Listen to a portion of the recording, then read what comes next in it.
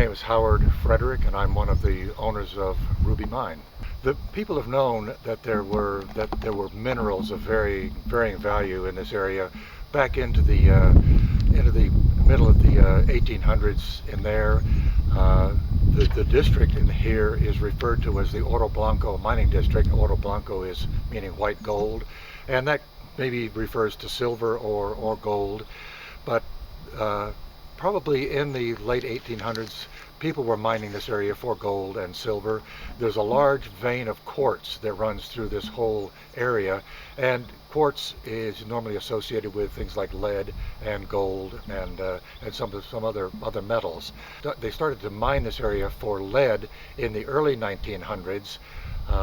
And various companies came in to try to extract the ore, hampered by the fact that there's no water in this area. We are a long way from good water. There's not a lot of runoff of water to collect due to the ore processing.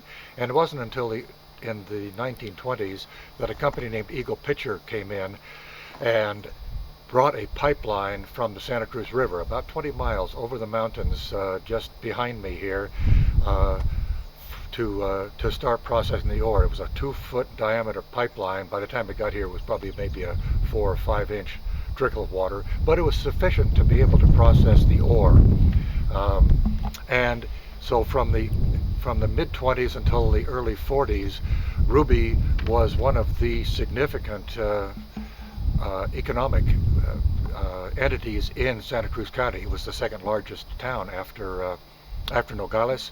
There were 600 miners working here round the clock. There was probably 1,800 people living down here.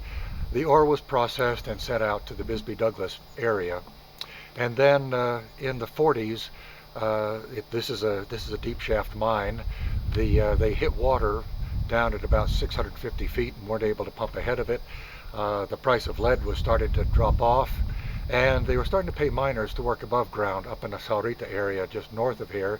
So I think the decision was made at that time to close the mine.